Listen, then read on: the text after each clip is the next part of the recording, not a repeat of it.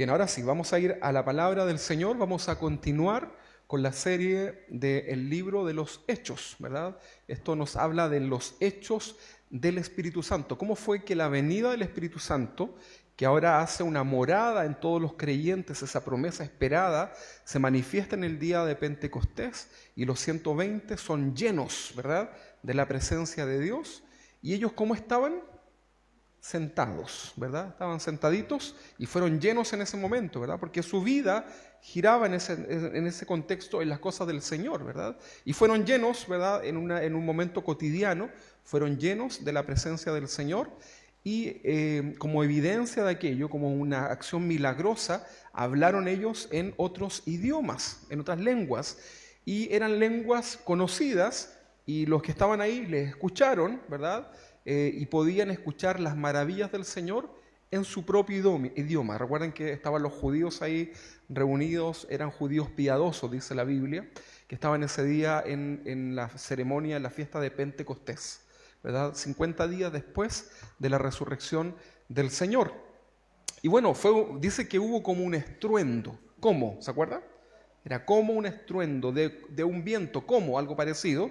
Y en ese momento el lugar fue lleno de la presencia del Señor y comenzaron a hablar en otras lenguas y se les repartieron como lenguas de fuego. ¿Cómo? ¿Verdad? Nos hemos detenido en eso. Pero bueno, la gente que estaba alrededor escuchó, fue a ese lugar, pero algunos se maravillaron, se asombraron, pero otros dijeron, ¿verdad? Estos están borrachos, llenos de mosto, dice ahí, ¿verdad? Que era una especie de licor. Entonces, ellos estaban, para algunos estaban borrachos y para otros era evidente que era algo sobrenatural que estaban viviendo en aquel momento. Entonces, bajo esta acusación que vemos nosotros acá, el apóstol Pedro se levanta, ¿verdad? Porque él estaba liderando, ahí estaban todos los apóstoles. Matías ya había sido elegido y se levanta para hacer algunas aclaraciones, ¿verdad? Y lo primero que él dice es, un momento, ellos no están borrachos, ¿verdad? Dice que son las 9 de la mañana, ¿cómo se les ocurre que van a estar borrachos todos estos, verdad? Aunque por ahí hay algunos curaditos que a las 7 de la mañana ya están listos, ¿verdad? Pero bueno, era una cosa lógica, ¿verdad? Lo que era un sentido común y la discusión de la acusación de que estaban borrachos quedó hasta ahí. Y lo que veíamos la semana pasada es que inmediatamente luego de hacer esta aclaración breve por lo demás, Pedro lo que hace es ir a la palabra del Señor. Y esto nos enseña que nosotros como creyentes, como iglesia, siempre debemos ir a la palabra, ¿verdad? Es bonito muchas cosas, ¿verdad? Compartir, saber. A veces estamos acá, ¿verdad? A las 10:30, yo los veo y están todos y todos conversando, ¿verdad? Y nos reímos y ya les digo, ya, hermanos, nos preparamos, ¿verdad? Hermanos. Y usted viene, ¿verdad? Porque venimos a adorar al Señor, ¿verdad? Y la palabra del Señor es importante, el estudio de la palabra es importante, no puede tener un lugar menor la palabra de Dios en el culto, en el servicio, ¿ok? Por lo tanto, si vamos a cantar 1 hora o 40 minutos, la palabra del Señor tiene que tener un tiempo también importante, ¿verdad? Dentro del culto al Señor y más aún, porque a través de la palabra nos fundamentamos. Entonces, todo lo que podamos hacer en nuestro culto va a ir ahora con un fundamento bíblico. Y esto nos va a proteger en el corazón y de no caer en falsas doctrinas, falsas enseñanzas, en herejías, ¿verdad? Entonces, es muy importante esto. Me da gusto ver que ustedes ya logran discernir, ¿verdad? Ya a veces se dan cuenta cuando algo como que no está en la Biblia, ¿verdad? Como que no proviene del Señor, y eso es bueno, ¿verdad? Pero no se olvide que el texto también nos invita a retener lo bueno. O sea, examinamos todo, pero no nos olvidemos de retener lo bueno, porque a veces en esto de examinarlo todo, nos quedamos sin nada, ¿verdad? Entonces, lo más importante cuando tú leas, cuando tú participes de un culto cristiano, siempre con el corazón dispuesto a retener lo bueno. Dios te puede hablar hasta en voz de un niño, sin duda que sí, ¿verdad? Incluso un malo, hasta un falso profeta, Dios puede usar para hablar a tu vida. Por eso es importante que tú estés atento a lo que Dios quiere decir, ¿verdad? Heme aquí que tu siervo oye. Amén. Entonces el apóstol decía todo esto, ¿verdad? Comienza, les dice, a ver, ya hemos aclarado que esto no están borrachos y lo que aquí ha sucedido es lo que anunció el profeta Joel. Vamos a Hechos capítulo 2, versículo... yo sé que anoté ahí, me parece que a los chicos de multimedia les anoté desde Hechos 2:17, no sé si está anotado así, pero voy a leer un poquito más atrás, ¿no? Ya, vamos a leer Hechos 2:17 al 18 primero. Yo se los leo, luego entramos ya estoy repasando lo de la semana pasada para contextualizar. Dice Hechos 2, versículo 17, derramaré de mi espíritu sobre toda carne, ¿verdad? Eso es lo que está citando el apóstol Pedro, está citando la profecía del libro de Joel, ¿verdad? Derramaré mi espíritu sobre toda carne y vuestros hijos y vuestras hijas profetizarán y vuestros jóvenes verán visiones y vuestros ancianos soñarán sueños, no que tengan sueño, soñarán sueños, ¿verdad? Entonces después dice, y de cierto sobre mis siervos y mis siervas en aquellos días derramaré de mi espíritu y profetizarán. Profetizar es hablar la palabra de Dios. O sea, cuando yo estoy predicando, ya estoy profetizando. También puedo recibir una palabra de parte de Dios, ¿verdad? Como un don espiritual, pero lo que voy a entregar finalmente, ¿qué es? La palabra de Dios. No hay ninguna revelación nueva. Solamente cuando profetizamos en el Espíritu estamos aplicando a ese momento, ¿qué cosa? La palabra de Dios, ¿verdad? Entonces, tenemos que entender esto, ¿verdad? No existen nuevas revelaciones, ¿verdad? Ni que Jesús vino a las Américas, como andan diciendo los rusos que andan por afuera. No, ¿verdad? La palabra ya es, ¿verdad? Y ahí está. Y el que quiera agregar algo más es un maldito, dice la Biblia, anatema. Entonces lo que está citando acá es lo que Joel decía, ¿verdad? Derramaré mi espíritu sobre toda carne. ¿Qué significaba esto? Decíamos que ahora el Espíritu Santo ya no solamente estaba sobre el sacerdote, el profeta y el rey de Israel, sino que iba a existir un momento en la profecía bíblica en que el Espíritu Santo iba a ser derramado sobre toda persona. Y adivinen quiénes están ahí. Nosotros, ¿verdad? ¿O hay aquí algún rabino? ¿No? No, ¿verdad? No, ninguno de nosotros, ¿verdad? Entonces, aquí vemos también la promesa de cómo el Espíritu Santo también viene sobre la vida del gentil, el pueblo gentil, los que no somos judíos. Y lo que está haciendo Pedro es comenzar a explicarle a ellos lo que significa, ¿verdad?, ese cumplimiento de estas profecías en el día de Pentecostés. Los lleva a la palabra de Dios. En Lucas 3:16, no lo busque, dice acá que Juan el Bautista profetizó también sobre este bautismo, ¿verdad? Dice, respondió Juan diciendo a todos, yo a la verdad os bautizo en agua, pero viene uno más poderoso que yo, quien no soy digno de desatar la correa de su calzado, y él, ¿quién será él? Ese personaje que está hablando Juan, Jesús, ¿verdad? Dice que Jesús, él, bautizará, ¿cómo? En Espíritu Santo y fuego, porque el bautismo era en agua, pero ahora iba a ser en Espíritu Santo y fuego, ¿verdad? Entonces esa llenura del Espíritu Santo, ese bautismo, es un sello, ¿verdad? El fuego no es que tú digas, me estoy quemando, no, sino que tiene que ver con que la purificación, ¿verdad? Cuando el oro pasa por el fuego, es purificado, ¿verdad? Limpio. Saca todo, ¿verdad?, el potencial de ese metal noble. Entonces eres bautizado en el Espíritu de Dios y en fuego, ¿verdad? Por eso nosotros creemos como iglesia que cuando tú crees en el Señor verdaderamente, tienes una fe verdadera en el Señor y lo recibes en tu corazón, no es necesario que tú hagas un listado de todas las maldiciones generacionales de tu familia, ¿verdad? y comiences a romperlas en el nombre del Señor. Que por ahí se enseña esto, ¿verdad? Porque cuando tú vienes a los pies de Cristo, en ese momento, ¿verdad? Las cosas viejas pasaron, todas son hechas nuevas en el Señor. Está hablando de lo espiritual. Tus pecados son perdonados, son borrados, ¿verdad? Y a partir de ahí te agregas con tu nombre al libro de la vida, y todo lo que tú haces a partir de ese momento comienza a ser escrito en ese libro. A partir de que tú crees en el Señor, o sea, el día que tú aceptaste a Cristo como tu Señor y Salvador, tienes como en el colegio, algo así, ¿no? Como en tu libro de anotaciones, ¿no se acuerdan de eso, no? Que algunos por ahí le tenían que agregar hojas, ¿verdad? De tantas buenas obras y anotaciones positivas que tenían, ¿verdad?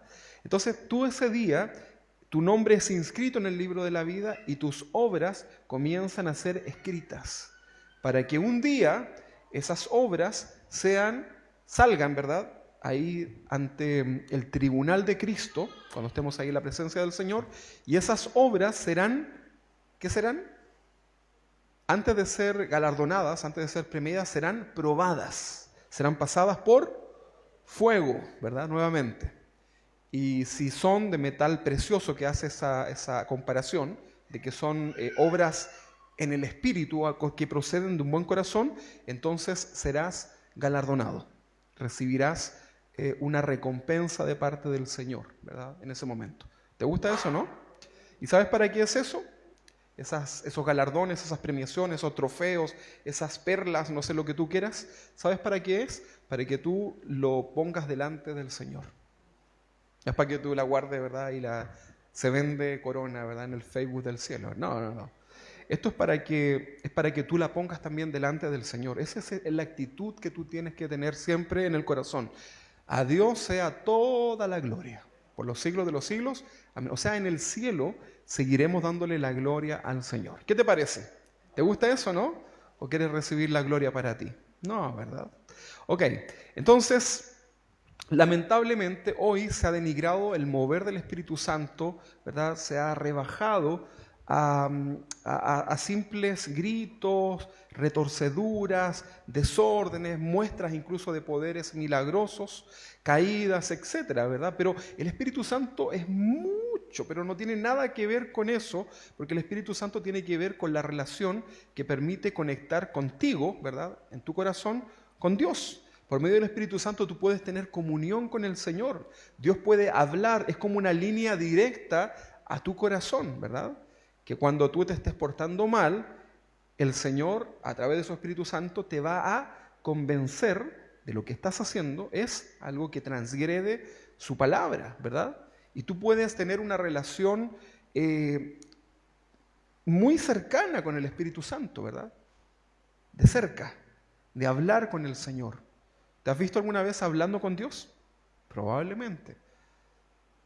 Bueno, esa es la invitación, ¿verdad? De que tú hables con el Señor. Puedes estar en el cerro más lejano, ¿verdad? En la montaña más lejos, más alta, y ahí está Dios para estar contigo. ¿Cuántas personas naufragaron, verdad?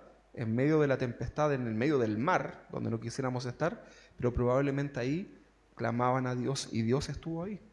Estuvo con Jonás en ese estómago, ¿verdad? De esa ballena. Así que es importante que nosotros podamos entender lo que es el mover del Espíritu Santo. Nosotros como iglesia decíamos que creemos, sin duda creemos en el mover sobrenatural del Espíritu Santo, creemos en los dones del Espíritu Santo, pero creemos en los dones que están manifiestos a través de la palabra de Dios, ¿verdad? Y vigentes para el día de hoy. Como iglesia también creemos en los milagros. De hecho, orábamos recién por milagros, ¿verdad? Nosotros creemos que podemos orar para que Dios haga un milagro en la vida de tu familia, de tu amigo, de tu hermano, de quien sea, y Dios lo hace, lo vemos. Digo esta aclaración que puede ser tan lógica porque existen muchas denominaciones hoy día que están negando la manifestación de los milagros para estos tiempos. Dicen que con el tiempo de los apóstoles eso se acabó. Entonces debemos tener también mucho cuidado con esas malas interpretaciones. Amén. Entonces, para interpretar bien la Biblia, martes, 21 horas. Ahí estamos estudiando el arte de interpretar la Biblia, hermenéutica. Ok. Dice el texto ahí de lo que estábamos leyendo, en Joel, bueno, también está en el texto que leíamos en Hechos, dice, derramaré de mi espíritu sobre toda carne, y aprendíamos que esto no nos está hablando de un avivamiento, no es que la gente reciba el espíritu y un no cristiano, ¿verdad? Un mundano lo recibe y dice, ¿qué me está pasando? Algo está sucediendo. No tiene que ver con eso, sino que está hablando de, decíamos, dos posturas, que el Espíritu Santo antes era derramado solamente sobre reyes, profetas y sacerdotes, y que ahora se ha derramado sobre todo aquel que invocare el nombre del Señor. Y también está hablando en un contexto del reino de Dios establecido en los tiempos futuros. Esto sería el milenio, ¿verdad? Durante el milenio el Espíritu Santo de Dios estará, ¿verdad?, implícito, ¿verdad?, gobernando junto al Señor. ¿Usted quiere estar en ese milenio, no? ¿O le da lata estar 1000 años? Qué hermoso, ¿no?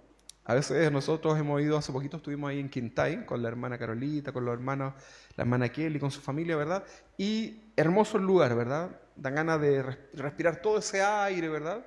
Pero durante el milenio, el lugar, eso será pero incomparable, ¿verdad? Y aparte que vamos a poder estar ahí sin problema, ¿verdad? Que me asalten, que me quiten esto, que las enfermedades, que las pandemias. Va a ser un momento realmente glorioso, ¿verdad? Con el Señor. 1000 años, todo pagado, ¿eh? El Señor nos ha invitado y Él ha ido a preparar una morada. Quiere el Señor que tú y yo estemos ahí, ¿verdad? Quiere el Señor que tú y tu familia estén ahí, ¿verdad? ¿Quieres estar? ¿Quieres ir para allá? ¿Amén o no? ¿O te quieres quedar acá?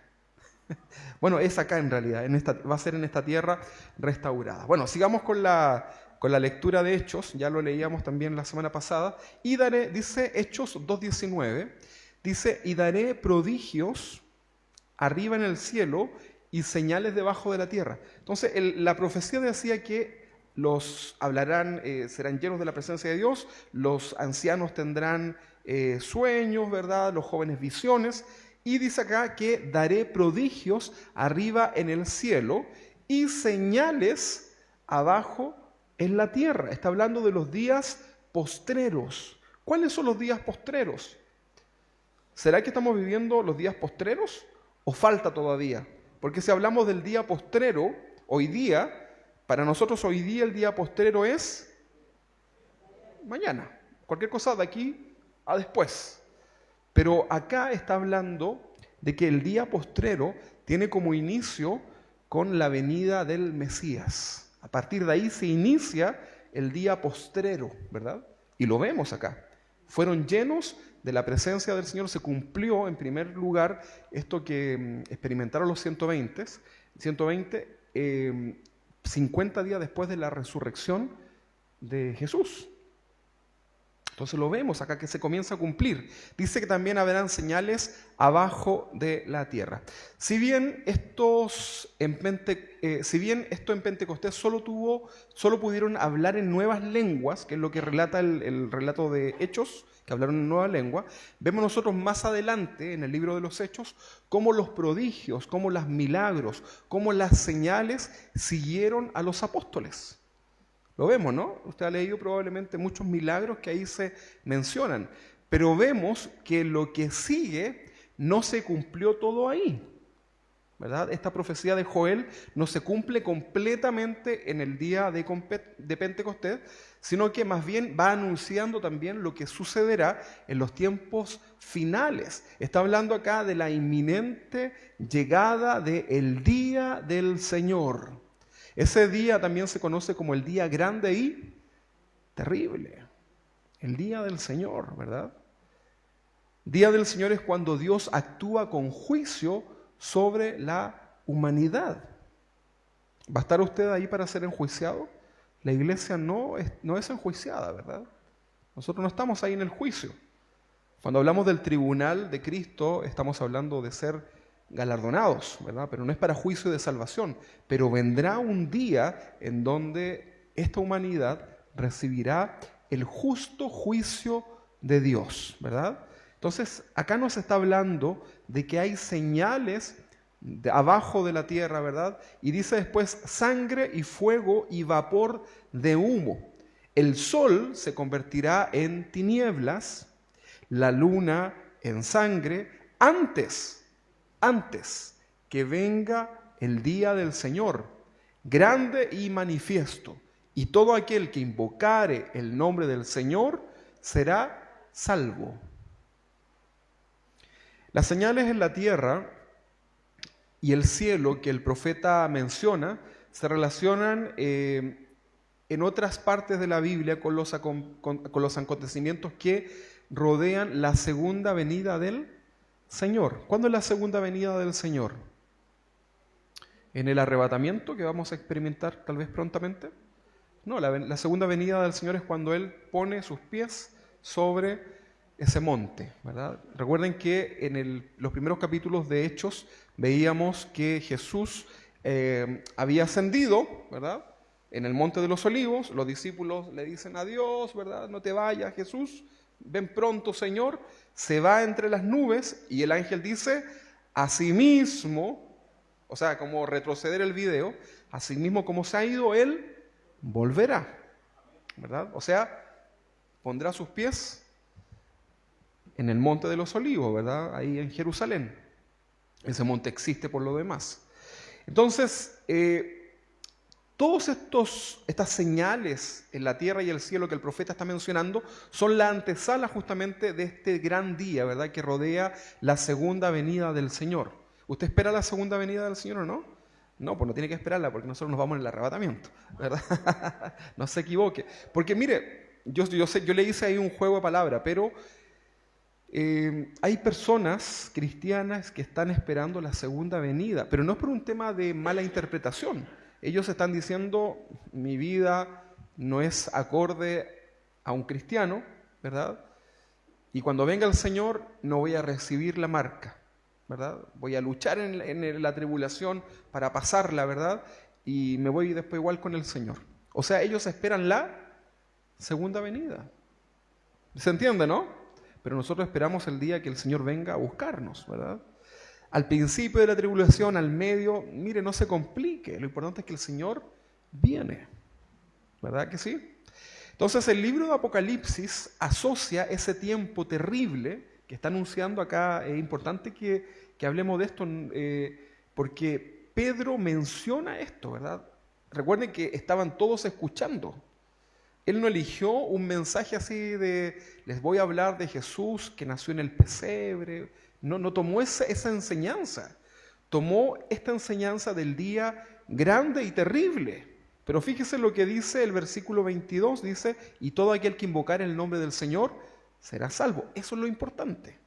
Pero menciona lo que estaba anunciado por los profetas y lo que nosotros conocemos hoy día en Apocalipsis. En el libro de Apocalipsis se asocia la sangre, que se habla acá, ¿verdad? Cuando dice sangre, fuego y vapor de humo. Acá asocia a la sangre justamente con ese tiempo, previo al día del juicio de Dios. Apocalipsis 6:8 dice así, Apocalipsis 6:8. Vamos a leer varios textos de Apocalipsis. El último pasaje, el último libro de la Biblia. Apocalipsis significa descorrer el velo, significa un escenario con una escenografía, por ejemplo, con una cortina, y el Apocalipsis es mostrar, revelar lo que hay detrás de ese telón. Eso significa Apocalipsis. Entonces, Apocalipsis 6:8 dice, miré, aquí está Juan, ¿verdad?, en una revelación con Dios, dice, miré y he aquí un caballo amarillo, y el que lo montaba tenía por nombre muerte. Estos son los juicios que vienen sobre la tierra, ¿verdad? Había un caballo amarillo y el que lo montaba, ese jinete, tenía por nombre muerte. Y el Hades le seguía. El Hades le seguía. No vamos a entrar en estas diferencias hoy día, pero esto no es algo que nos guste, ¿verdad? La muerte, el Hades, le seguía. Y le fue dada potestad, esto significa autoridad, autorización, y le fue dada potestad. ¿Quién le habrá dado esa potestad? ¿El diablo? Dios le da esa potestad. Y le fue dada potestad a la muerte y al Hades sobre la cuarta parte de la tierra. La cuarta parte de la tierra es harto, es poco. Todos los habitantes, en un entero, lo divido en 4, ¿verdad? Y dice acá que sobre la cuarta parte, o sea, estamos hablando de mucho. para matar con espada, con hambre y con mortandad y con las fieras de la tierra. Imagínense. A veces nos asustamos con la pandemia, pero lo que viene para los tiempos de la gran tribulación a esta tierra es algo temible, algo tremendo, algo que no tiene comparación, algo que nosotros no queremos estar ahí, ¿verdad? Ni tú tampoco quieres que tu gente esté en ese lugar, por eso compárteles del Señor. Apocalipsis 8, versículos 7 y 8, Apocalipsis 8, 7 y 8 dice: el primer ángel tocó la trompeta y hubo granizo y fuego mezclado con sangre. Estamos hablando de esta señal que habla acá Joel, ¿verdad? La sangre. Fuego mezclado con sangre, que fueron lanzados sobre la tierra, y la tercera parte de los árboles se quemó. Hace poco nosotros tuvimos un incendio ahí donde tenemos con mi esposa, con mi familia, un terreno, y el fuego se veía cómo avanzaba. Gracias a Dios no tuvimos nada que lamentar, pero en el bosque un incendio es tremendo, es incontrolable, y los bomberos, la CONAF, todo esto, ellos tienen ciertos recursos, pero si esto se les junta con otro más, ya tienen que simplemente escoger a quién salvar. Imagínense. Entonces dice: el primer ángel tocó la trompeta y hubo granizo y fuego con sangre, que fueron lanzados sobre la tierra, y la tercera parte de los árboles se quemó, y se quemó toda la hierba verde. El segundo ángel tocó la trompeta y como una gran montaña ardieron en fuego, fue precipitada en el mar, y la tercera parte del mar se convirtió en sangre. O sea, esto habla de mortandad.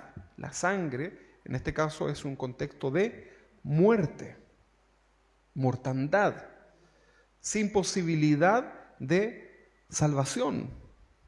Ya el arrebatamiento sucedió, la iglesia fue tomada, el tiempo de la gracia se acabó con eso, ¿verdad? Porque la gracia es que somos salvos por medio de la fe, pero ya en ese momento no hay mucho que hacer más que morir por la causa de Cristo, pero va a ser muy difícil, ¿verdad? Va a ser muy complicado. Apocalipsis 9:15 dice: y fueron desatados los 4 ángeles que estaban preparados para la hora, día, mes y año, a fin de matar la tercera parte de los hombres. La ira de Dios, la ira santa por lo demás, sobre la humanidad. Cuando yo leo estos pasajes solamente puedo recordar un texto que dice que horrenda cosa es caer en manos de un Dios vivo. Nosotros nunca hemos experimentado la ira de Dios en nuestra vida, no la hemos visto. ¿Se recuerda usted cuando Coré se levanta contra Moisés? Dice la Biblia que la tierra se abrió y se tragó a todas esas personas que no fueron menores, por murmurar, ¿verdad? Por irse en contra de Dios. Y uno dice: wow, ¿te imaginas? Tú has visto, por ejemplo, los cristianos no debemos orar pidiéndole a Dios que haga justicia con nuestros enemigos, en el sentido de que los aniquile, ¿verdad? Nosotros debemos orar por misericordia. Pero muchas veces se ha visto gente que Dios ha tratado con ellos cuando han sido malos hacia los hijos de Dios. Hay muchos casos, ¿verdad? Gente que murió de una manera cruel. El pastor Chuy contaba que un hombre un día le dio 2 puñetazos, ¿verdad? Uno aquí y otro acá, ¿verdad? Muy fuerte, porque su esposa se había restaurado de la drogadicción, ¿verdad? Y estaba en la iglesia y ya no se drogaba con él, ¿verdad? Y este hombre fue a la iglesia enojado, ¿verdad? Y le dijo: ¿usted es el pastor? ¡Pah! ¡Pah! ¿Verdad? Y el pastor, obviamente, en ese momento, ¿qué siente usted cuando le pegan? ¿Da gracias a Dios? ¿Pone la otra mejilla? ¿Se pone bíblico? No, ¿verdad? El pastor sintió ganas dice que empuñó sus manos. Pero ahí el Señor le dijo: ¿verdad? Para. Y no hizo nada, ¿verdad? pasó el tiempo, ¿verdad? Y ese hombre, por lo que recuerdo ya la historia, ese hombre murió, ¿verdad? Con un disparo, creo que fue, ¿no? En el lado donde había golpeado al pastor. Ahora no digo esto, oh, el pastor. Le estoy diciendo que esto es un ejemplo cotidiano, ¿verdad? De cómo Dios también puede a veces hacer justicia, ¿verdad? Pero la justicia no es nuestra. Pero cuidado con el corazón, ¿verdad? Así como, a ver, hazme algo para que mi Dios te haga algo, ¿verdad? Es como, moléstame para que mi papá te pegue. No, ¿verdad? Tenemos que tener cuidado con esa actitud en el corazón. Pero acá vamos a ver nosotros, por medio de este texto nada más, cómo la ira de Dios comienza a venir una y otra vez sobre la tierra. Mi suegra decía en el terremoto del 2010, ¿qué decía? Para Señor, para el terremoto, ¿verdad? Y clamábamos todos ahí, mientras nos sacudíamos en el terremoto, clamábamos, Señor, ten misericordia, ¿verdad? Ya basta, Señor, ya lo entendí, ahora sí que me arrepiento, ¿verdad? Terribles, los chilenos tenemos esa oportunidad que en otros países no lo viven, ¿verdad? Y en el tiempo del juicio de Dios sobre la tierra vendrá pestilencia tras pestilencia, juicio sobre juicio, no habrá descanso para esta humanidad. Por eso es importante, hermano, por eso es importante predicar la palabra del Señor, porque el tiempo se agota. ¿Sabías tú que la ciencia tiene un reloj? El reloj del Apocalipsis le llaman, ¿no? Pero no es algo cristiano, no proviene de ninguna iglesia, de nada, sino que la ciencia, los científicos, la gente que está preparada, ¿verdad? Los observantes de los fenómenos naturales, políticos, bélicos, han hecho una contabilidad de cuánto tiempo le queda a esta tierra, ¿verdad? Para que ya no da más, ¿verdad? ¿Y cuántos minutos crees o horas crees tú que ya va el reloj del Apocalipsis según la ciencia? Fíjate que ya le quedan solamente segundos. Ya pasaron, ¿verdad? Cada guerra, cada tensión política ha ido aumentando eso, ¿verdad? Pero hoy día es un clic, ¿verdad? La amenaza es inminente. Esta tierra ya no tiene vuelta atrás, ¿verdad? Tú sigues haciendo tus planes en el Señor, sigues sirviendo al Señor, disfruta lo que el Señor te da, amén. ¿Tienes planes en el Señor? Amén, ¿verdad? Y no te digo que ahora te vengas a una secta y nos vamos todos a Curacaví o a Quintay y nos encerramos, no, ¿verdad? Bueno, no sería mala idea, ¿verdad? Pero en Quintay, yo me quedo en Curacaví. Entonces, no es para que hagamos una secta, pero es para que entendamos que viene el juicio de Dios sobre la tierra. Viene el juicio, en cualquier momento la iglesia es tomada, ¿verdad? Y en poco tiempo se inicia, ¿verdad? El tiempo más terrible y difícil. Y ya todo el mundo sabe esto, ¿verdad? La iglesia satánica está esperando a su Mesías, el anticristo, ¿verdad? Satanás. Los musulmanes están esperando también a su Mesías, el anticristo, ¿verdad? Y la iglesia cristiana no espera a su Señor, ¿verdad? Estamos afanados, ¿verdad? Con nuestra mirada puesta en todas partes. Pero lo cierto es que el juicio de Dios vendrá. Sigamos estudiando. Esto es lo que les estaba hablando Pedro a los que estaban ahí en la multitud. Le comenzó a hablar de la profecía de Joel. Le dijo, oye, ustedes se preocupan porque acá hablamos en otro idioma y ustedes entendieron las maravillas del Señor. Pero les dice, además, la profecía dice todo esto, ¿verdad? Los jóvenes tendrán sueños y habrán señales en los cielos y comienza a hablar, ¿verdad? Les está hablando de esto. ¿En cuál quedamos? Ya no me acuerdo. En el 8, 7, 8, en el Apocalipsis 8, ¿no? Apocalipsis 9. ¿Leímos el 8, 7, 8? Ya, ok, vamos a leer entonces Apocalipsis 9, 15. ¿También lo leímos? Entonces, más adelante, Apocalipsis 16, 3. 16, 3. Estaban atentos, muy bien. Yo lo hice para ver si estaban atentos. El segundo ángel derramó su copa sobre el mar. ¿Sabe usted que las 3/4 partes de la tierra es mar? Y este se convirtió en sangre. Está hablando de una señal que profetizó el profeta Joel, ¿verdad? Se convirtió en sangre como de muerto y murió todo ser vivo que había en el mar. ¿Cuántos seres vivos murieron? Todos. O sea, no más pescado frito, no más nada de eso. Pero eso es lo que a lo mejor usted está pensando pero el ecosistema, imagínense, esto es una hecatombe, ¿verdad? Porque hay toda una regularización, una estabilidad del ecosistema a través de las distintas especies. Pero imagínense, la podredumbre, ¿verdad? Aparte de los animales y bestias muertas, ¿verdad? Entonces es terrible lo que va a suceder en aquel momento en un planeta en donde no habrá escapatoria. Por eso hoy día muchos están buscando tratar de salir de este planeta a otras partes, ¿verdad?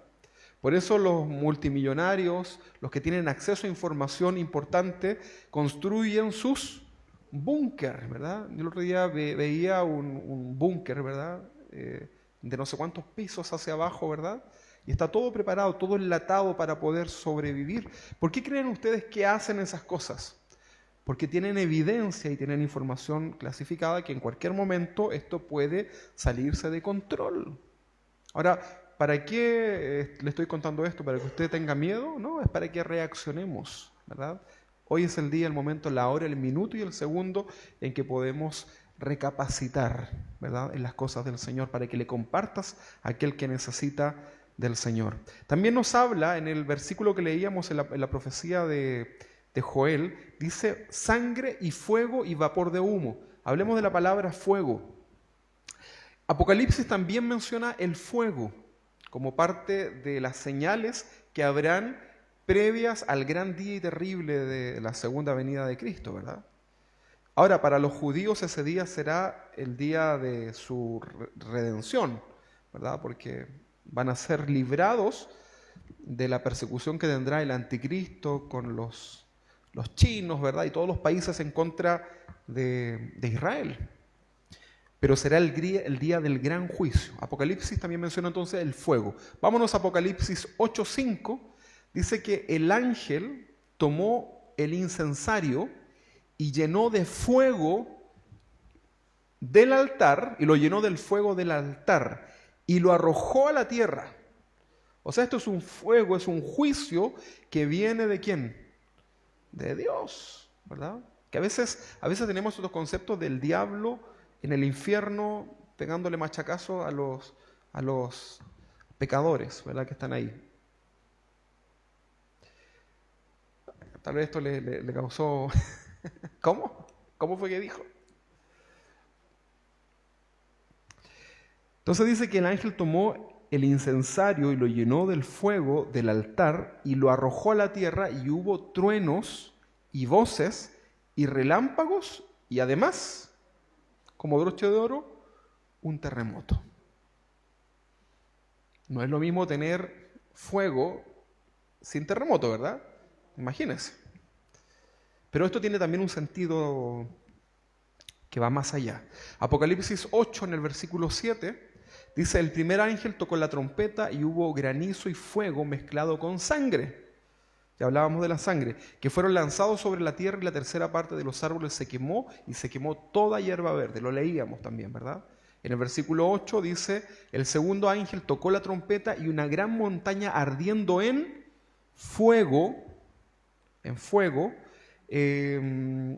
¿dónde está? Se me perdió acá. ¿Cuál estoy leyendo acá? 8, acá está. Dice, ardiendo en fuego, fue precipitada en el mar.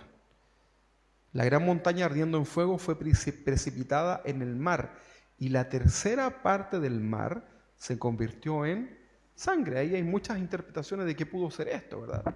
Tal vez un tremendo asteroide, qué sé yo, ¿verdad? Lo cierto es que hay muerte, ¿verdad? Fuego, literal. Apocalipsis 8:10 dice: el tercer ángel tocó la trompeta y cayó del cielo una gran estrella ardiendo como una antorcha, y cayó sobre la tercera parte de los ríos ahora. O sea, el mar estaba en complicaciones, pero ahora sobre la tercera parte de los ríos y sobre las fuentes de las aguas. ¿Sí? ¿Cuáles son las grandes reservas que tenemos de agua? ¿Mm? La Antártida, ¿verdad? Los glaciares.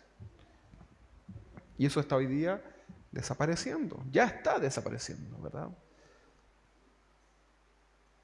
Se anuncian 40 grados para estos próximos días. El tiempo está cambiando, ¿verdad? No podemos decir que esto está igual. El cambio climático es evidente y todo eso fue anunciado también por parte del Señor. Por último, Apocalipsis menciona el humo, ¿verdad? También que tiene que ver con la profecía de Joel. Y menciona el humo como señal para esa época previa al gran día terrible, ¿verdad? Del juicio. Fíjese que todo esto que está acá, todo esto que estoy leyendo, no es todavía lo terrible, no, ¿verdad? Porque lo terrible es el juicio. Porque una cosa ver un volcán, ¿verdad? El humo, que se te quemen los árboles, la hambruna, todo eso. Pero otra cosa más terrible es el juicio, en donde estarán todos ahí ante el trono blanco, el gran trono blanco, puestos en pie. ¿Sabe por qué de pie? No para adorar a Dios, van a estar de pie porque cuando se le da la condena al imputado, el juez le dice, ahora póngase en pie para recibir su condena. Y muchos se desmayan ahí, ¿verdad? Y toda lengua confesará que Jesucristo es el Señor. Y toda rodilla se doblará ante su trono, pero no todos por adoración, porque va a ser evidente que Él es Dios, ¿verdad? Este Dios fuerte, ¿verdad? Pero ya no hay posibilidad. El momento es ahora, hermanos, es ahora. Entonces hablamos del humo, ¿verdad? Apocalipsis 9:2 dice, y abrió el pozo del abismo, y subió humo del pozo como humo de un gran horno, y se oscureció el sol y el aire por el humo del pozo. Y del humo salieron langostas sobre la tierra, y se les dio poder como tienen poder los escorpiones de la tierra. Tremendo. Acá hay hartas figuras, hay cosas que son figuras para poder interpretar, pero hay otras más que son textuales. Estalla un volcán en el sur de nuestro país y nos queda el tremendo problema, ¿no? La ceniza, lo tóxico que es, ¿verdad? Los animales como mueren, el suelo se vuelve infértil, ¿verdad? Es toda una consecuencia, porque a veces uno, ¡ay, qué lindo el volcán! Pero la gente que vive ahí realmente sabe lo que eso significa. Y aquí está hablando del humo, ¿verdad? Que llena toda la tierra prácticamente. Apocalipsis 9:17 dice, así vi en visión los caballos y a sus jinetes, los cuales tenían coraza de fuego, el zafiro y el azufre. Recuerden que estos son juicios, ¿ah? Y las cabezas de los caballos eran como las cabezas de los leones, y de su boca salía fuego, humo y azufre.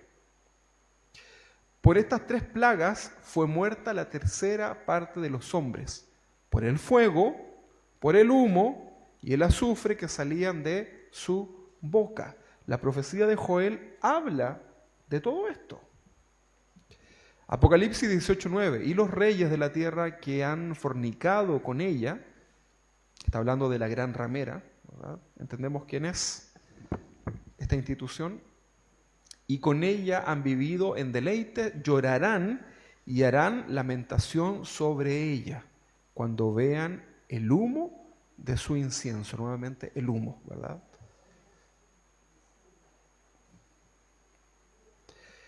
En Mateo 24, del 29 al 30, el Señor Jesucristo describió también los cambios en el sol, en la luna, en las estrellas, que acompañarían la segunda venida del Señor. Dice Mateo 24, 29, e inminentemente después de la tribulación de aquellos días, el sol se oscurecerá y la luna no dará ya su resplandor, ¿sí? No dará su resplandor. Y las estrellas caerán del cielo y las potencias de los cielos serán conmovidas. Esto tiene un sentido, puede ser literal, y también un sentido simbólico, ¿verdad? ¿Qué representa cada uno de estos? Lo vimos nosotros en el estudio de escatología, hoy día no lo podemos ver. Entonces aparecerá la señal del Hijo del Hombre, después de todo esto. O sea, que el sol se oscurezca. Eso es como uno cuando ve un día malo, un día pésimo, decimos, mañana brillará el sol, ¿verdad? Como la esperanza. Que la luna no brille, opaca, ¿verdad? No es un buen escenario, ¿verdad? Pero dice que en medio de todo este escenario terrible, entonces aparecerá la señal del Hijo del Hombre en el cielo. Y entonces lamentarán todas las tribus de la tierra y verán al Hijo del Hombre viniendo sobre las nubes del cielo. ¿Cómo? Con gran poder y gloria. Se les va a acabar la fiesta. Cuando habla de todas las tribus no está hablando de los aborígenes, de los pueblos originarios. Está hablando de las grandes potencias, ¿verdad? Incluyendo al anticristo y sus ejércitos, satánicos por lo demás. Luego que Pedro entonces da su discurso, que es bastante aterrador. Recuerden que el contexto que estamos viendo esto es porque Pedro le dicen estos que fueron llenos del Espíritu Santo y que fueron bautizados y que hablaron en nuevas lenguas, no están borrachos, ¿verdad? Va la palabra y lo que dice, lo que aquí sucedió fue lo dicho por el profeta Joel. Y comenzó a hablar, pero les comienza a anunciar lo que viene después de esto. No se quedó solamente en eso del milagro de hablar en un nuevo idioma, ¿verdad? Entonces, este discurso es bastante aterrador, porque menciona todos estos sucesos que ellos podían entender tal vez. Pero Pedro lanza la parte más importante en Hechos 2:21. ¿Cuál era lo más importante de todo este mensaje que le estaba dando? Lo más importante es, y todo aquel que invocare el nombre del Señor será salvo. Ahí hay que centrarse. Y ahí uno dice, gracias Señor por Jesucristo, ¿verdad? Como cuando el apóstol tiene este conflicto interno de no hacer lo que debe hacer, ¿verdad? Gracias por Jesucristo, gracias porque por sus méritos, o sea, tú no tienes que hacer nada, por los méritos del Señor, tú y yo hoy podemos ser salvos. O sea, si morimos, si viene el Señor, nos vamos a su presencia si hemos creído verdaderamente en Él, por sus méritos. Él pagó con sus recursos, ¿verdad? Fue Dios el que puso ahora el Cordero, Él es el Cordero de Dios. Ya no era el cordero que ofrecían los sacerdotes en la antigüedad, es el Cordero de Dios, que quita, no que tapa, no que disimula, que quita el pecado del pecador arrepentido. Tremendo, ¿no? Entonces, lo más importante del mensaje que está dando, este primer mensaje, esta primera predicación que está haciendo el apóstol Pedro, es lo que leemos en Hechos 2, capítulo 21. No se olvide. Y todo aquel que invocare el nombre del Señor será salvo. Por eso siempre que tú compartas la palabra, lo que sea, tú debes siempre compartir el mensaje de la salvación, la invitación, para que pueda, el que te está escuchando, pueda tener esta invitación de creer. No lo dejes en suspenso, porque puede ser el día que Dios tenía preparado para que esa persona le reciba como su Señor y su Salvador. Amén. Ok, entonces a pesar de todo el juicio de Dios sobre esta humanidad que le da la espalda a Dios, hay esperanza y salvación para aquel que cree en el Señor. Sigamos entonces con la segunda parte del mensaje de Pedro. Esa fue la primera, ¿verdad? Esto se compone de tres partes importantes más o menos de lo que es el mensaje. Entonces dice, versículo 22, Hechos 2:22, dice, varones israelitas, oíd estas palabras.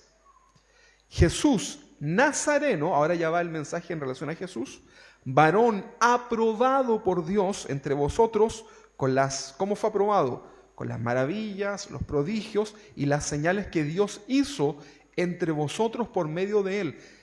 Esta frase para ellos, estos prodigios, estas maravillas que había hecho Jesús en medio de todos ellos, no les era ajeno, porque ellos habían visto los milagros de Jesús. Probablemente muchos de los que estaban ahí habían comido del pan, por ejemplo, de la multiplicación del pan y los peces. Habían visto cómo los cojos ¿Qué hacían los cojos? Saltaban, ¿verdad? Los mudos hablaban, los ciegos recibían la vista. Pudieron ser testigos de esas maravillas de parte del Señor, ¿verdad?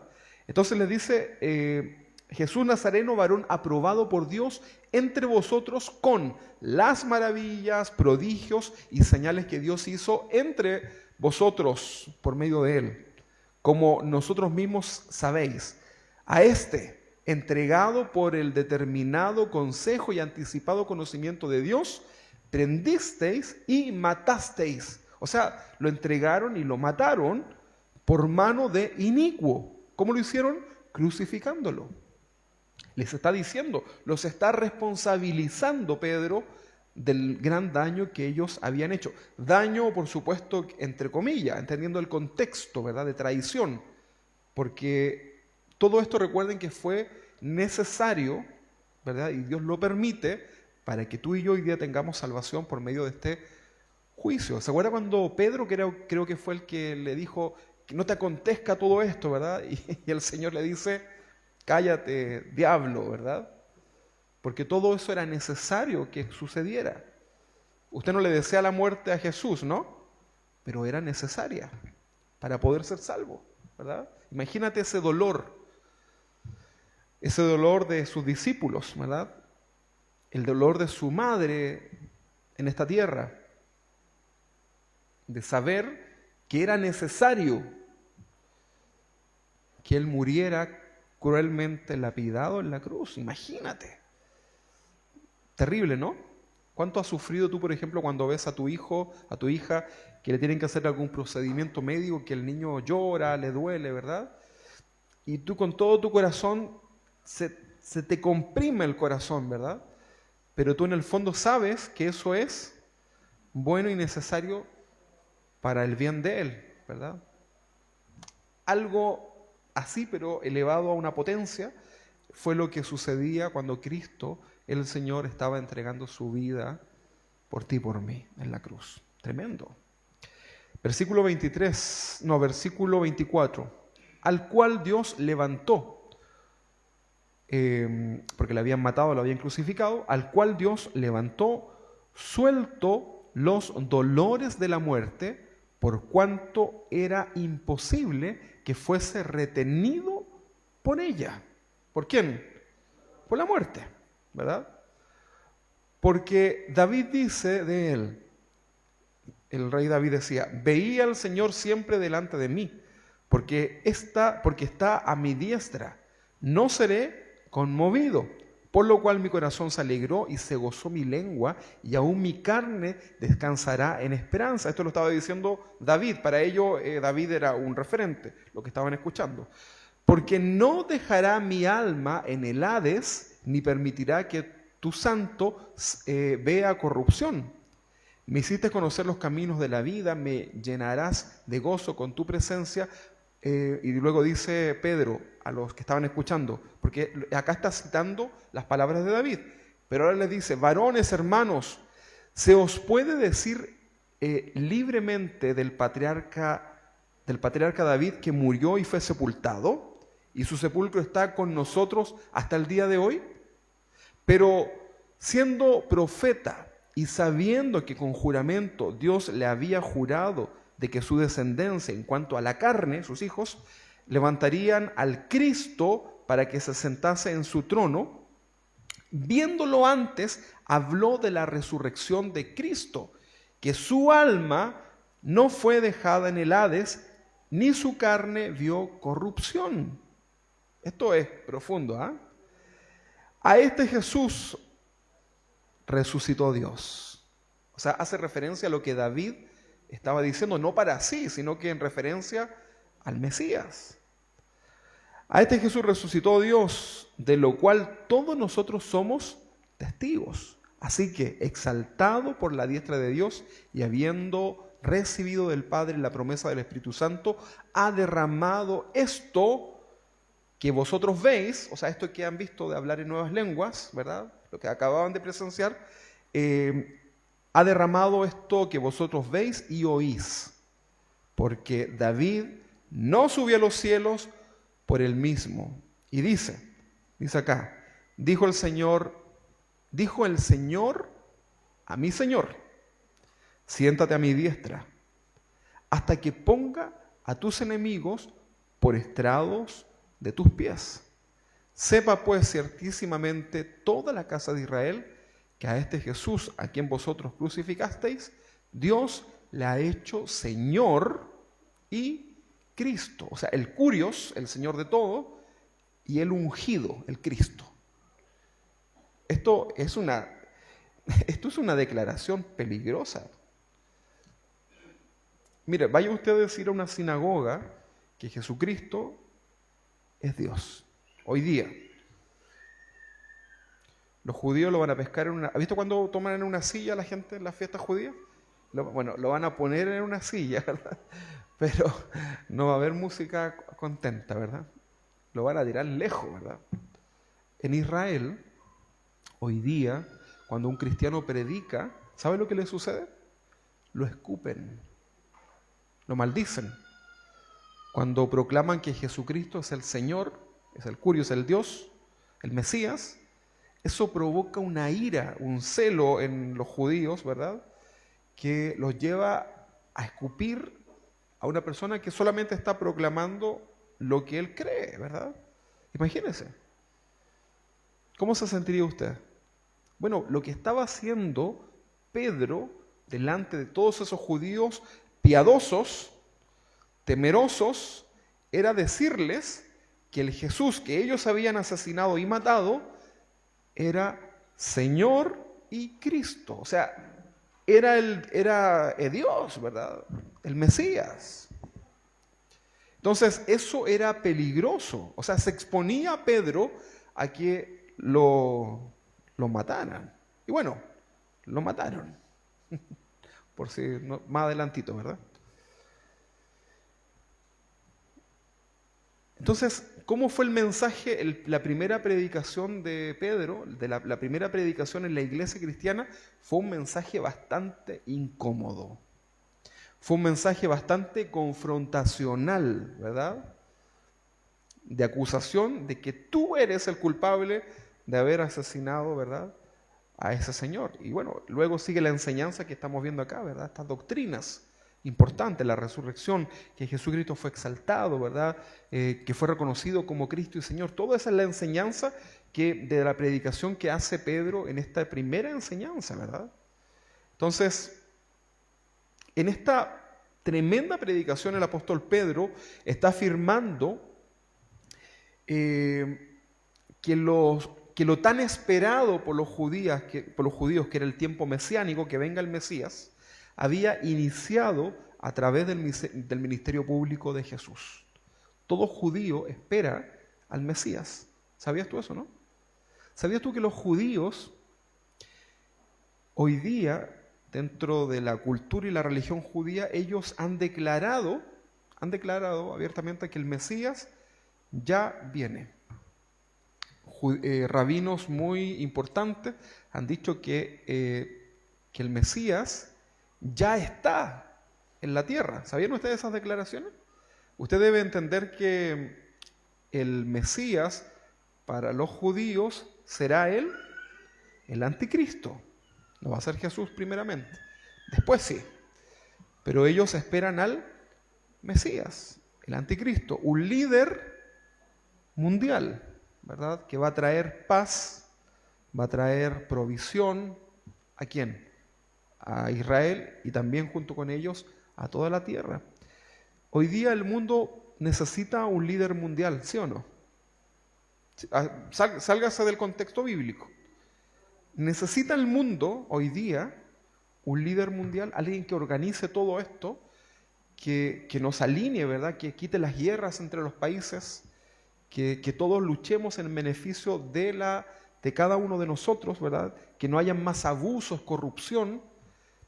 Un solo gobierno que gobierne toda la tierra, que ya no estemos divididos entre naciones, continentes, ¿verdad? Entre razas y religiones. ¿Qué me dice usted? ¿Es necesario eso hoy día? ¿Le gustaría? ¿Aprueba o rechaza? ¿Aprueba o rechaza? Bueno, me dice, nulo es usted, ¿verdad? Votaría nulo. El sentido común me dice sí, ¿o no? Eso le decía el sentido común, ¿no? ¿Y por qué no lo dice? Él tiene miedo. Acá después la gente ahí en la casa piensa que yo les pego acá. Claro, ¿verdad? Ese es el sentido común. Por eso la gente que a lo mejor no entiende todo esto y que va a estar en el tiempo de la tribulación, con mucho gusto va a aceptar el gobierno del anticristo, porque va a poder conciliar todos los conflictos.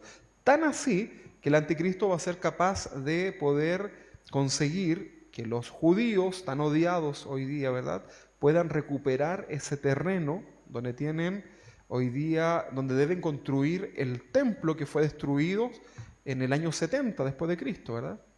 Hoy día no tienen templo donde poder seguir ofreciendo sus sacrificios, porque ellos piensan que todavía el Mesías no llega.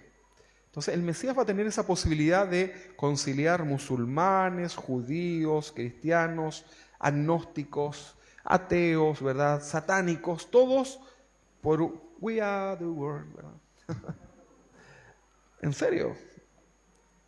Y eso, claro, dentro de la sociedad es algo muy bueno. Imagínense, terminar con la delincuencia, terminar con el hambre en África, ¿verdad? Los trabajos prósperos, las pandemias, ¿verdad? ¿Eso es bueno o es malo? ¿Bueno o malo? ¿Quién no le entiende? Bueno o malo, ¿verdad? Es bueno. Pero en ese contexto, pero nosotros sabemos que eso los va a llevar luego a enmarcarse todos, a unificarse, ¿verdad? Lo que la Biblia dice, ¿verdad? Lo que la Biblia escribió hace 2000 años, por más que los detractores de la Biblia digan que es un libro ridículo, donde las serpientes hablan, donde los que andan por arriba del agua caminan, ¿verdad?, que es absurdo. Este libro, que fue escrito hace 2000 años, se cumple. Así, ¿verdad? Pero es que usted lee el Apocalipsis y uno dice, wow, Señor, ¿cómo hace 2000 años se pudo ver lo que hoy día con tanta tecnología y con tanta investigación hoy día se quiere establecer? Es tremendo. Por eso, léalo, ¿verdad? Entonces, esta tremenda predicación del apóstol Pedro está afirmando que los esperados tiempos del Mesías habían llegado para aquellos que estaban ahí viendo esa manifestación de la llenura del Espíritu Santo, ¿verdad? Los judíos creen que cuando sea el tiempo del Mesías en la tierra, todo lo torcido será enderezado. Eso creen ellos. Ese es el concepto judío.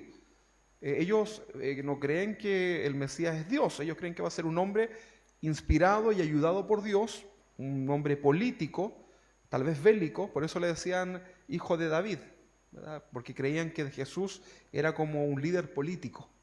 Pero Jesús no tiene nada que ver con política, ¿verdad? Al contrario. Entonces los judíos creen que cuando llegue el tiempo del Mesías, en la tierra todo lo torcido será enderezado. Y Pedro deja en claro que los días mesiánicos ya habían comenzado, por lo tanto era evidente que el Mesías esperado ya había venido. Les comienza a mostrar y empiezan a decir ellos, parece que tiene razón. Este Pedro cobarde que hace poquito andaba corriendo, algo está pasando con este hombre. Se dan cuenta que la llenura del Espíritu Santo hizo una transformación también en la vida de Pedro. Un cambio, pero radical. Después nosotros vamos a leer la primera, la segunda carta de Pedro y encontramos unas verdades que uno dice, wow, ¿verdad? Unas profundidades en las doctrinas, en las enseñanzas. Cosas que él mismo padeció, ahora ya lleno del Señor, ¿verdad? De sabiduría, de crecimiento.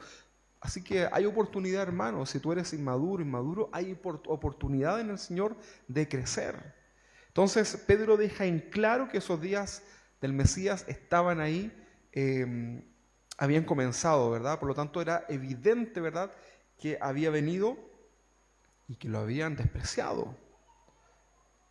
Entonces, todo esto, todo lo que Pedro relata, todo lo que Joel relata, todo lo que comienzan a hablar los profetas, apuntan directamente a la vida de Jesús, ¿verdad? Y esta declaración que para nosotros es muy simple, en el contexto judío era difícil de digerir. Por el contrario, provocaba, como les decía, esta confrontación, ¿verdad? Vamos a ver acá que dice Hechos 2:22, dice, varones israelitas, oíd estas palabras del Jesús Nazareno, varón aprobado por Dios. Varones israelitas, el mensaje osado de Pedro era nada más y nada menos que a los judíos, como decíamos, celosos, piadosos de su fe. Le dice, varones israelitas. O sea, esto no era un mensaje a cualquier público. ¿Le ha tocado a usted alguna vez predicar en lugares donde hay gente que a lo mejor a usted como que le complica? A mí me gusta predicar en la iglesia porque yo me siento en confianza. Pero si tengo que ir a otro lugar donde tengo que hablar y predicar, hay gente que tiene cara de limón, ¿verdad? Hay gente que hace así, ¿verdad?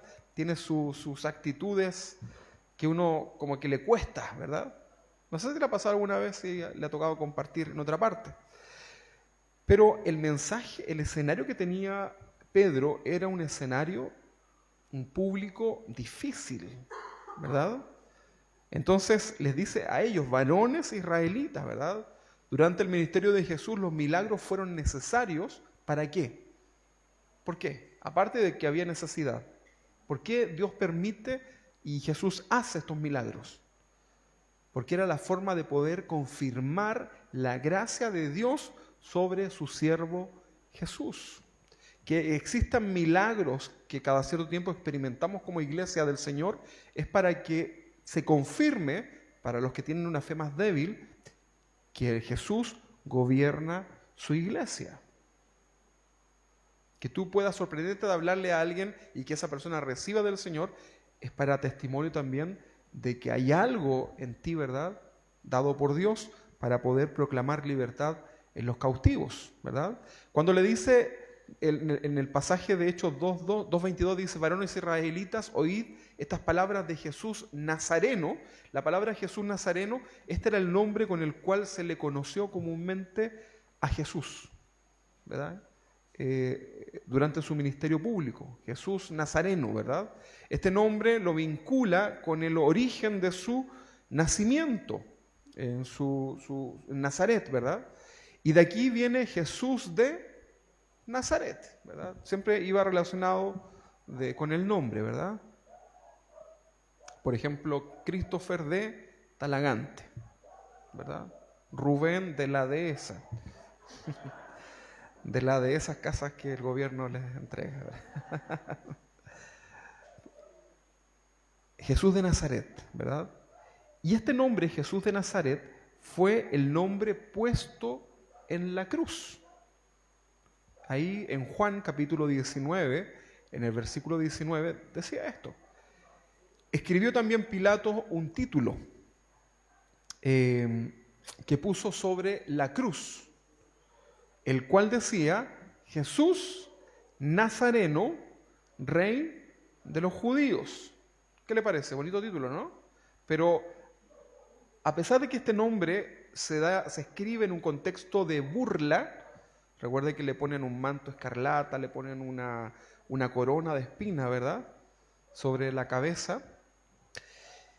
Pero eso era en un contexto de burla, pero sin saberlo, ¿verdad?, lo estaban reconociendo, ¿verdad?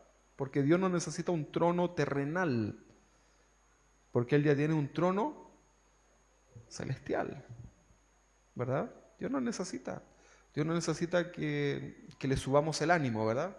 Dios no amanece desanimado en la mañana como nosotros, ¿verdad? Amanecido desanimado, no hace como un café por lo menos, ¿verdad? El Señor siempre es igual, Él no cambia. Gracias a Dios, ¿verdad? Suena raro esto.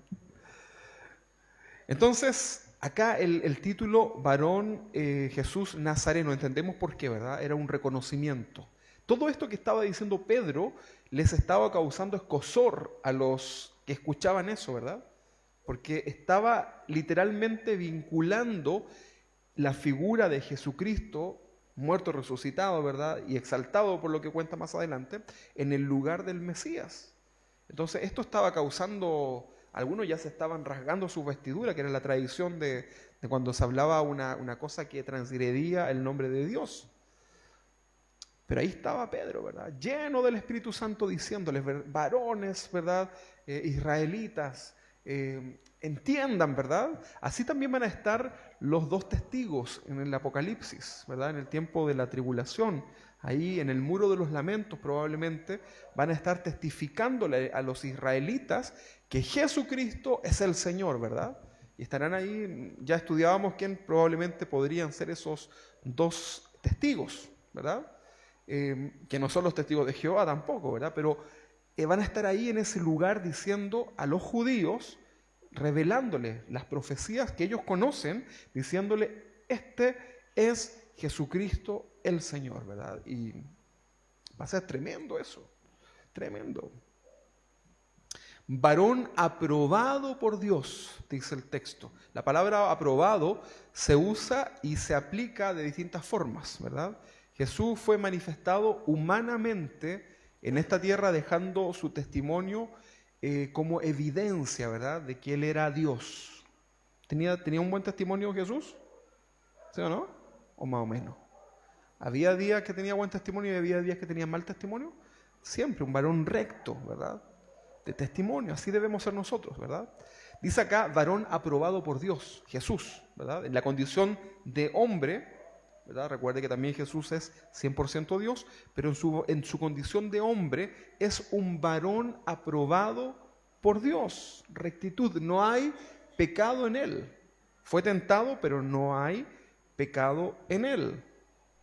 Y el apóstol Pablo aporta, ¿verdad?, a esta frase de Pedro, varón aprobado, aporta con un texto, un pasaje, un escrito, una descripción en Filipenses capítulo 2, versículo 5, búscalo mientras, muy conocido, ¿verdad?, que nos relata cómo es el corazón, la condición y la vida del Hijo de Dios, ¿verdad? Entonces Jesús fue manifestado humanamente en esta tierra, dejando su testimonio como evidencia de su deidad. Y este apóstol Pablo ahora, no Pedro, Pablo, resume la aprobación de Jesús en este siguiente pasaje tan hermoso. Dice Pablo a los filipenses, haya pues en vosotros, filipenses, y hoy día nos dice a nosotros también, haya pues casa de oración, palabras de vida, haya pues en vosotros este sentir que hubo también en Cristo Jesús, el cual, siendo en forma de Dios, Dios es todo, ¿verdad? El rango, la autoridad, el lugar que le corresponde. Siendo Él en forma de Dios, no estimó ser igual a Dios como a cosa de que aferrarse. Y aquí lo explica. Sino que se despojó a sí mismo, ¿verdad? O sea, no tuvo problema en, a lo mejor para muchos, rebajarse, porque morir en la cruz era maldición, ¿verdad? Entonces dice, sino que se despojó de sí mismo tomando forma de siervo, servicio, ¿no? Hecho semejante a los hombres, no igual, semejante. Y estando en la condición de hombre, se humilló a sí mismo, haciéndose obediente, ¿hasta dónde? Hasta la muerte. Y muerte de cruz. Por todo esto, dice el versículo 9, por lo cual Dios también le exaltó hasta lo sumo, que es justamente lo que el apóstol Pedro va a decir ahora en su discurso, la exaltación de Jesús, ¿verdad? Por lo cual Dios también lo exaltó hasta lo sumo y le dio un nombre que está por sobre todo nombre que se nombre, ¿verdad? El nombre de Jesús. No hay nadie se compara, ¿verdad? No hay nadie que esté por sobre Jesús. Usted lo cree, ¿no? Dice, por lo cual Dios también le exaltó hasta lo sumo y le dio un nombre que es por sobre todo nombre, para que en el nombre de Jesús, por eso oramos también en el nombre de Jesús, para que en el nombre de Jesús se doble toda rodilla de los que están, ¿dónde? En los cielos, la adoración angelical, celestial, y en la tierra, nosotros, incluso debajo de la tierra. O sea, ¿qué hacer? Las tinieblas, ¿verdad? también, ¿verdad? Deben confesar que Jesucristo es el Señor. Todo está sujeto a la deidad del Señor. El nombre del Señor está por sobre Satanás, ¿verdad? Por sobre cualquier cosa. Entonces, ¿por qué tener miedo, hermano? ¿Por qué le tienen miedo a la oscuridad? Yo solamente le tengo miedo a la oscuridad porque me puedo caer o me puede salir un ratón. Un guareno. Versículo 10. Para que en el nombre de Jesús se doble toda rodilla, toda. Aquí es toda. Toda rodilla de los que están entonces en los cielos, en la tierra y debajo de la tierra. Y toda lengua confiese que Jesucristo es el Señor. Toda. Buenos o malos, todos un día reconocerán que Jesucristo es el Señor para gloria de Dios Padre. ¿Qué le parece? Tremendo, ¿no? Aquí ya estamos entrando en estos mensajes que tiene el apóstol Pedro para esos hombres piadosos, ¿verdad? Y es el primer mensaje que la iglesia cristiana, naciente ya, estaban escuchando. Tremendo, ¿verdad? Realmente un hito importante en el inicio de la vida cristiana. Aprendamos de esto. Jesucristo es el Señor, Él está por sobre todo, y Dios hoy día ha permitido que recordemos estas palabras, estos juicios que vendrán sobre la tierra, para que tomemos en serio las cosas del Señor, ¿verdad? Y vamos y le compartamos al otro también que necesita del Señor de esta palabra, pero primero nosotros. Coma usted primero, ¿verdad? Aquí es al revés. No es como, en mi caso, por ejemplo, me pasan el plato y si yo veo que los niños no, le digo, coman primero ustedes, ¿verdad? Me dejan un poquito. La Monse me dice, no, pero ella no sabe, ¿verdad? Cuando yo quiero hacer el pan con queso y queda la última lámina de queso, yo digo, ya se la dejo a los niños, ¿verdad? Pero acá es distinto, acá coma usted primero, sacie su corazón de la palabra del Señor primero, para que vaya con energía y con conocimiento de ese alimento espiritual y compártalo con otros. O sea, usted va a ir a su casa ahora, va a salir de acá y le va a tener que hablar a alguien del Señor. Se van con ese compromiso, ¿les parece? Hay alguien que te rodea que necesita una palabra del Señor, por lo menos una. Así que cuando Dios lo ponga enfrente tuyo, háblale. Ya no le hables tanto de la farándula, de lo que no sé qué, no sé cuánto. Ya háblale del Señor. Ya es tiempo de que abras tu boca, porque el día del Señor vendrá. Póngase de pie, ahí donde están, despacito para que no les duela nada. Y vamos a orar al Señor en este día. Tremendo, ¿no? Es importante absorber todo ese conocimiento del libro de los Hechos para que podamos ir entendiendo estas verdades doctrinales importantes y podamos terminar viviendo una vida en el Espíritu, como veremos más adelante cómo el Espíritu Santo comenzó a guiarlos a todos estos cristianos, ¿verdad?, en todo lo que debían de hacer. Y probablemente comiences a conocer a este Señor que te dirá, anda a tal lugar, en tal esquina, va a haber una persona que necesita del Señor, compártele, háblale. Es una persona, no sé, de tales características y vas a predicarle. Y tú dices, ¿cómo?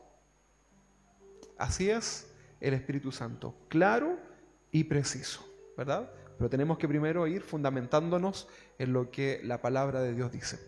Inclinemos nuestros ojos delante del Señor. Señor, aquí estamos, Padre, hemos sido expuestos a la luz de tu palabra. Señor, probablemente no alcanzamos a absorber todo lo que tu palabra contiene, porque es tremendo, Señor. Es algo que nos resplandece, Señor. Pero, Padre, gracias porque ya nos vamos con algo, Señor, a casa para enfrentar esta semana. Gracias, Padre, porque Pedro tuvo ese coraje, Señor, después de ser un cobarde. Cuando fue lleno de tu presencia, Señor, tuvo esa valentía, ese coraje de hablar tu palabra, Señor, primeramente, de ponerte a ti en el primer lugar y de hablarle a aquellos que se mofaban y reían de lo que estaba sucediendo, hablarles las verdades bíblicas, Señor, y poner delante de ellos el juicio de Dios, tu juicio, Señor, que sin duda, Señor, vendrá sobre esta tierra. Padre, estamos comprendiendo, Señor, lo importante que es vivir delante de ti de manera temerosa, de aprovechar el buen tiempo que hoy tenemos, Señor, para servirte, para vivir en rectitud delante de ti. Ayúdanos, Señor, ayúdanos a poder vencer la tentación, a poder limpiarnos de todo pecado, Señor, y vivir en agrado delante de ti, Señor, con paz en el corazón, que podamos disfrutar con gozo, Señor, los buenos, los malos momentos, la abundancia y la escasez, Señor. Ayúdanos, Señor, en esta mañana a poder irnos a casa llenos de tu palabra, Señor, llenos de tu presencia y agradecidos, Señor. Gracias, Padre, porque hoy nuestra mente, nuestro cerebro espiritual, Señor, se ha llenado un poco más de tu palabra infinita. Señor, la vamos a atesorar, no vamos a permitir que nada, ningún afán ni nada, Señor, la pisotee, Señor, y vamos a meditar en tu palabra durante esta semana. Vamos a ir a nuestros apuntes, vamos a ver esta grabación de esta enseñanza, vamos a extraer una y otra vez lo que tú tienes para nuestra vida, Señor, para poder crecer y dar frutos en nuestro corazón, en nuestra vida. Señor, al leer y escuchar este juicio que viene sobre esta tierra, que ya nada lo detiene, Señor. Padre, te pedimos por aquellas personas que hoy no te conocen, Señor, que conocemos, Señor, que amamos y que necesitan de ti, Señor. Porque no nos podemos ir a tu presencia en el arrebatamiento, el día que tú vengas por nosotros, sin haberles compartido, Señor, esta verdad que nos hace libre y que nos llena de esperanza, Señor. Yo te pido que nos permitas, Señor, tener esa autoridad, esa gracia, esa sabiduría y esa valentía para comenzar a abrir nuestra boca y contarle a otros, Señor, que tú eres el Señor. Que no estamos borrachos, que no estamos llenos de mosto, sino que eres tú, Señor, el único y gran Dios. En el nombre de Jesús, bendice a tu iglesia, Padre. Y finalmente oro, Señor, por las necesidades que hay en el corazón de cada uno de mis hermanos que han venido desde sus hogares hasta este lugar. Señor, yo te pido que tú les bendigas, que tú les ayudes en todo lo que están enfrentando en este día, Señor, y todo lo que vendrá. Señor, bendíceles grandemente, espiritualmente, llénales de ti, sana sus heridas, sana sus corazones, sana, Señor, sus enfermedades, Padre, para tu gloria. Ayúdales, Padre, y fortaléceles en el día débil. Padre, en el nombre de Jesús, recibimos con alegría, con esperanza, la bendición que proviene, Señor, de ti en este día para poder enfrentar esta semana. En el nombre de Jesús, desde el más pequeño, Señor, hasta el más anciano, recibimos toda bendición de lo alto, Señor, y tus cielos son abiertos sobre tu pueblo, sobre tu iglesia que te espera y te ama. En el nombre de Jesús, amén y amén.